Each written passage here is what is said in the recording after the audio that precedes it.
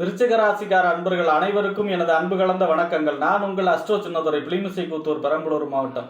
நிகழும் மங்களகரமான குரோதி வருடம் தமிழ் மாதங்களில் 11வது மாதம் மாசி மாதம் விருச்சிக ராசிக்காரர்களுக்கு எப்படிப்பட்ட கிரக நிலைகள் இருக்கிறது, அதனால் என்ன பலன்கள் ஏற்படும் என்பதை பற்றி இந்த காணொளியிலே பார்ப்போம். இதுபோன்ற தொடர்ந்து தமிழ் மாத ராசி பலன்களை தெரிந்து கொள்ளவும், ஜோதிட தகவல்களை தெரிந்து கொள்ளவும் நமது சேனல் அஸ்ட்ரோ சின்னதுரை சப்ஸ்கிரைப் செய்து கொள்ளுங்கள், லைக் பண்ணுங்க, நண்பர்களுக்கு ஷேர் பண்ணுங்க. அதாவது சூரியன் கும்பராசியில் சஞ்சரிக்கக்கூடிய காலம்தான் இந்த மாசி மாதம். இந்த மாசி மாதம் 14ஆம் தேதி மகா சிவராத்திரி. எல்லா மாதமும் சிவராத்திரி வரும், ஆனால் மாசி மாதம் வரக்கூடிய சிவராத்திரி தான் மகா சிவராத்திரி. அன்றைய தினம் இரவு முழுவதும் சிவபெருமானை நினைத்து பூஜை செய்ய வேண்டும் அல்லது தியானம் செய்ய வேண்டும். அன்றைய தினம் தூங்கக்கூடாது. அதாவது தூங்காமல் நம்மளுடைய முதுகெலும்பு முடிஞ்ச வரைக்கும் நேராக இருக்கிற மாதிரி உட்காந்துருக்கணும். அதாவது அன்றைய தினம் ஆகாயத்திலிருந்து ஈதர் சக்திங்கிற சக்தியை ரிசீவ் பண்ணுறதுக்காக அன்றைய தினம் இரவு முழுவதும் கண் விழித்து சிவபெருமானை வழிபாடு செய்பவர்களுக்கு சகலவிதமான தோஷமும் பாபமும் விலகும். அடுத்ததாக பார்த்தீங்கன்னா மாசி மாதம் 15ஆம் தேதி அமாவாசை, மௌனி அமாவாசைன்னு பேர். அதாவது மயான கொள்ளை, அன்றைய தினம் மயான கொள்ளை பூஜை நடைபெறும். அந்த பூஜையில் கலந்து கொள்பவர்களுக்கு அதாவது அவர்களுடைய நெகட்டிவ் எனர்ஜி விலகும். அதாவது பேய், பிசாசு, பில்லி, சுனு, ஏவல் இந்த மாதிரியான நெகட்டிவ் எனர்ஜி எல்லாம் விளக்கும் அந்த மயான கொள்ளை பூஜையிலே. அடுத்ததாக பார்த்தீங்கன்னா அன்றைய தினமே மௌன விரதம் இருப்பதற்கு சிறப்பு. அதாவது நம்மளுடைய வார்த்தைகளால் சொற்களால் மற்றவர்களுக்கு செய்த பாவத்துடைய பலன் அந்த பாவம் விலகுவதற்காக அன்றைய தினம் மௌனி அமாவாசையில் மௌன விரதம் இருப்பது சிறப்பான ஒன்று.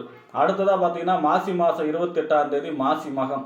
மறந்த திதியை மகத்தில் கொடு அப்படின்னு சொல்லுவாங்க. ஏன் அப்படின்னா நம்ம சில டைம் திதியை விட்டு போயிருப்போம். அதாவது ஒரே தேதியில் திதி வராது. தமிழ் மாதத்தில் வரக்கூடிய வளர்பிறை தேய்பிறை அனுசரித்து முன்ன வரும் பின்ன வரும். ஆனால் அது சில டைம் விட்டு போயிருக்கும், இல்லைன்னா திதி தெரியாமே விட்டுருப்பாங்க. அப்போ அந்த மாரி மறந்த திதியை மகத்தில் கொடுக்குற மாரி மாசி மாதம் 28ஆம் தேதி முன்னோர்களுக்கு திதி தர்ப்பணம் செய்வதற்கு சிறப்பான நாள்.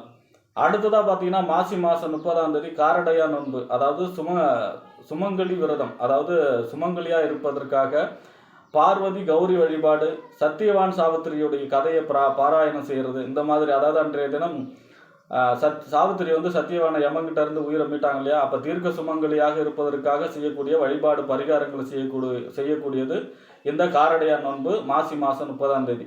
ஆக இப்படிப்பட்ட சிறப்பு வாய்ந்த இந்த மாசி மாதத்திலே விருச்சிக ராசிக்காரர்களுக்கு உங்கள் ராசிநாதன் செவ்வாய், உங்கள் ராசிக்கும் 6ஆம் இடம் நோய் எதிரி வம்பு வழக்கு கடன், 6ஆம் இடம் உத்தியோகஸ்தானம்.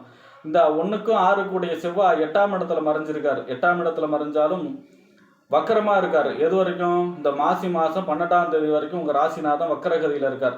அதுவரை முருகப்பெருமான் வழிபாடு செய்ய வேண்டும். பொதுவாக இந்த உங்கள் ராசிக்கு 6ஆம் இடத்து அதிபதி இல்லையா, 6ஆம் இடத்து அதிபதி 8ல் மறைவது சிறப்பு. விபரீத ராஜயோகம், கெட்டவன் கெட்டிடில் கிட்டிடும் ராஜயோகம். அதாவது நோயை ஜெயிக்கக்கூடிய அமைப்பு, எதிரியை ஜெயிக்கக்கூடிய அமைப்பு, வம்பு வழக்கு, கோர்ட்டு கேஸ் எல்லாம் ஜெயிக்கக்கூடிய அமைப்பாக இருக்கும்.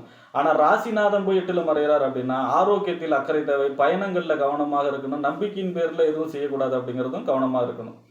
அடுத்ததாக பார்த்தீங்கன்னா உங்கள் ராசிக்கு 7ஆம் இடம் என்று சொல்லக்கூடிய கணவன் அல்லது மனைவி ஸ்தானம், நண்பர்கள் ஸ்தானம், கூட்டு தொழில் ஸ்தானம், சமூகம், வாடிக்கையாளர்களை சொல்லக்கூடிய இடம். அதே போல் 12ஆம் இடம். 12ஆம் இடம் என்பது அயன சயன போகஸ்தானம், விரயஸ்தானம், வெளிநாடு சம்பந்தமான ஸ்தானம். இந்த 7க்கும் 12க்கும் உடையவர் யார் அப்படின்னா சுக்கிரன். சுக்கிரன் உங்கள் ராசிக்கு 5ஆம் இடத்துல உச்சம். 5ஆம் இடம் என்பது புத்திரஸ்தானம், புத்தி ஸ்தானம், சிந்தனை, செயல்திறன், பதவி, விளையாட்டு, இந்த பூர்வ புண்ணியத்தை சொல்லக்கூடிய இடம். அப்போ இந்த 7க்கும் 12க்கும் உடைய சுக்கிரன் 5ஆம் இடத்துல இந்த மாதம் உச்சமாக இருக்கார். மிக அற்புதமான பலன். அதாவது 5ல் சுக்கிரன் இருக்கும் பொழுது யோகம், அதாவது அதிர்ஷ்டம் கைகூடும். அதை திருமணம், 5ஆம் இடம் காதல், 7 கல்யாணம். அப்போ புதிய காதல் ஏற்படக்கூடிய அமைப்பு, காதலால் திருமணம் ஏற்படக்கூடிய அமைப்பு, திருமணம் சம்பந்தமான முயற்சிகள் அனைத்தும் நடக்கக்கூடிய அமைப்பு. அதே போல் பார்த்தீங்கன்னா கூட்டு தொழிலிலே வெற்றி, சமூகம், பெரிய மனிதர்களுடைய தொடர்பு ஏற்படக்கூடிய அமைப்பு, தொழிலிலே வாடிக்கையாளர்கள் பெருகக்கூடிய அமைப்பு. இந்த மாதிரியான யோக பலன்கள் அனைத்தும் நடக்கும். நம்மளுடைய சிந்தனை செயல்திறன் சிறப்பாக செயல்படக்கூடிய அமைப்பு விருச்சிக ராசிக்காரர்களுக்கு. ஏன்னா ராகுவோட சேர்ந்திருக்காரு இல்லையா, அப்போ ராகு எந்த ஒரு கிரகத்தையும் விரிவுபடுத்தும். அப்போ சுக்கிரனுடைய பலன் உச்சமாகி மிக பிரமாண்டமாக உங்களுக்கு செயல்படும். அதிர்ஷ்டம் கைகூடும். 7, 5 எப்பெல்லாம் சம்பந்தப்படுதோ திருமணம் சம்பந்தமான முயற்சி கைகூடும். அதே போல் வாழ்க்கை துணை வழி அனுகூலங்கள், ஆதாயங்கள் கிடைக்கக்கூடிய அமைப்பாக இருக்கும். 12ஆம் இடத்து அதிபதி 5ல் இருக்கார் அப்படின்னா புத்திரர்களுக்காக சுப செலவு செய்யக்கூடிய அமைப்பாகவும் இருக்கும். அதே போல் பார்த்தீங்கன்னா ஒரு சுற்றுலா, 12ஆம் இடங்கிறது மறைவு ஸ்தானம், அதாவது பிரயாணம் இல்லையா. அப்போ 5ஆம் இடம் இன்ப சுற்றுலா. அப்போ இன்ப சுற்றுலா சென்று வரக்கூடிய, அதாவது சந்தோஷமாக வெளியில் சுற்றி ஒரு டூர் போடுற அளவுக்கு கூட ஒரு மகிழ்ச்சியான மனநிலையை கொடுக்கக்கூடிய அமைப்பாக இருக்கும் 5ஆம் இடத்துல இருக்கிற சுக்கிரன். ஆனால் 17ஆம் தேதிக்கு பிறகு வக்கரமாகிறார்.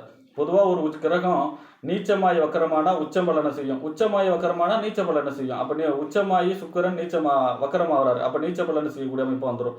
ஆக 17ஆம் தேதிக்கு பிறகு மகாலட்சுமி வழிபாடு செய்ய வேண்டும், அப்போ தான் சுக்கிரன் வலுவாக இருப்பார்.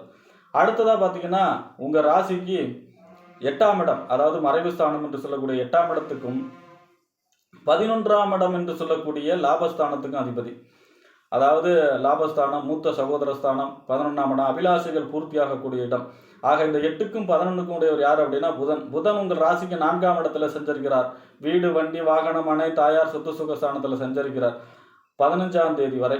பொதுவாக 8ஆம் இடத்த அதிபதி 4ல் சஞ்சரிக்கிறார்னா வண்டி வாகனங்களில் கவனமாக இருக்க வேண்டும். நிலம் இடம் சம்பந்தமான பிரச்சனை வந்தால் அப்படியே அதை ஆஃப் பண்ணி வைக்கணும். 11ஆம் இடத்த அதிபதி 4ல் இருந்தால் அதே போல் பார்த்தீங்கன்னா தாய் வழி அனுகூலங்கள், ஆதாயங்கள் பெருகக்கூடிய அமைப்பாக இருக்கும்.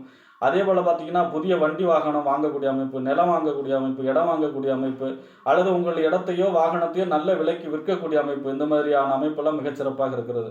15ஆம் தேதிக்கு பிறகு உங்கள் ராசிக்கு 5ஆம் இடத்துல போய் நீச்சமாகி நீச்சபங்க ராஜயோகமாக செயல்படுவார். ஏன்னா அங்கே சுக்கிரன் வச்சோம் இல்லையா, அப்போ உங்கள் புதன் போய் 8க்கும் 11க்கும் உடைய புதன் போய் மறைகிறாரு. ஆனாலும் 5ஆம் இடத்துல போய் நீச்சமாகிறார் அப்படின்னாலும் நீச்சபங்க ராஜயோகம், நீச நின்ற ராசிக்கு அதிபதி ஆட்சி உச்சமணி நீசபங்க ராஜயோகம், நீசனோடு அதாவது உச்சம் பெற்ற கோளோட சேர்றாரு இல்லையா, அப்போ நீசபங்க ராஜயோகமாக மாறிடுறாரு. அப்போ புதன் மீண்டும் நற்பலன்களை அதிகம் அளவு தருகிறார். 11-5, அதாவது 5ஆம் இடங்கிறது நம்மளுடைய சிந்தனை செயல்திறன், நம்ம சிந்தனையில் என்ன சிந்தனை வரும் அப்படிங்கிறது 5ஆம் இடம். 11ஆம் இடங்கிறது என்ன அப்படின்னா அபிலாஷைகள் பூர்த்தி. நமக்கு சிந்தனை வருது இல்லையா, அந்த சிந்தனை நடக்குமா, அந்த அபிலாஷைகள் நடக்குமான்னு சொல்கிறது 11ஆம் இடம். அப்போ 11-5 சம்மந்தப்பட்டால் நீங்கள் நினச்சபடி நடக்கும். அதாவது லா ஆஃப் அட்ராக்ஷன் சொல்கிறாங்க இல்லையா, ஈர்ப்பு விதி தத்துவம். அதாவது ஈர்ப்பு விதி தத்துவம் எல்லா நேரத்திலும் செயல்படாது. இந்த 5-11 எப்பெல்லாம் சம்மந்தப்படுதோ அப்போ தான் செயல்படும். ஆக உங்களின் சிந்தனையில் வந்ததெல்லாம் செயல் வடிவம் பெற போகும் 5-11 சம்மந்தப்படும் பொழுது. அதே நேரத்தில் அவர் 8ஆம் இடத்த அதிபதியும் அவர் தானே. 8ஆம் இடத்த அதிபதி 5ல் இருக்கார் அப்படின்னா பூர்வீக சம்பந்தமான ஒரு சில பிரச்சனைகள் ஏற்படும். உங்களுடைய பதவிக்கு போட்டி பொறாமைகள் ஏற்படக்கூடிய அமைப்பாகவும் இருக்கும். அதிலும் கவனமாக இருக்க வேண்டும். அடுத்ததாக பார்த்தீங்கன்னா உங்கள் ராசிக்கு 10ஆம் இடத்த அதிபதி தொழில், புகழ், அந்தஸ்து, கௌரவம் அப்படின்னு சொல்லக்கூடிய 10ஆம் இடத்துக்கு அதிபதி சூரியன் இந்த மாதம் முழுவதும் 4ஆம் இடத்துல வீடு, வண்டி, வாகனம், மனை, தாயார், சொத்து சுகஸ்தானத்திலே சஞ்சரிக்கிறார். அதாவது 10ஆம் இடத்த அதிபதி 4ல் சஞ்சரிக்கிறார் அப்படின்னா யோகம். எப்படி அப்படின்னா ஜனன ஜாதகத்தில் நம்ம லக்னத்துக்கு 10ஆம் இடத்த அதிபதி 4ல் இருந்து அதுக்கு எல்லா கேந்திரத்திலும் கிரகம் இருந்தால் அது புதையல் யோகம்னு சொல்லுவாங்க. ஆக ஒரு அதிர்ஷ்டம் பெறக்கூடிய அமைப்பு, அசையா சொத்துக்கள் வாங்கக்கூடிய அமைப்பு, அசையா சொத்துக்கள் மூலமாக அனுகூலங்கள், ஆதாயங்கள் எல்லாம் பெறக்கூடிய அமைப்பு. அதாவது தன்னுடைய இருப்பிடத்தில் ஒரு பதவியோ இல்லை அல்லது எங்கே இருக்கீங்களோ அந்த இடத்துக்கு ஒரு பொறுப்பு, ஒரு பதவி உயர்வு, இந்த மாதிரியான யோகத்தை சொல்லக்கூடிய அமைப்பாக இருக்கும். தாயாருடைய ஆரோக்கியத்தில் மட்டும் கொஞ்சம் அக்கறை செலுத்தணும்.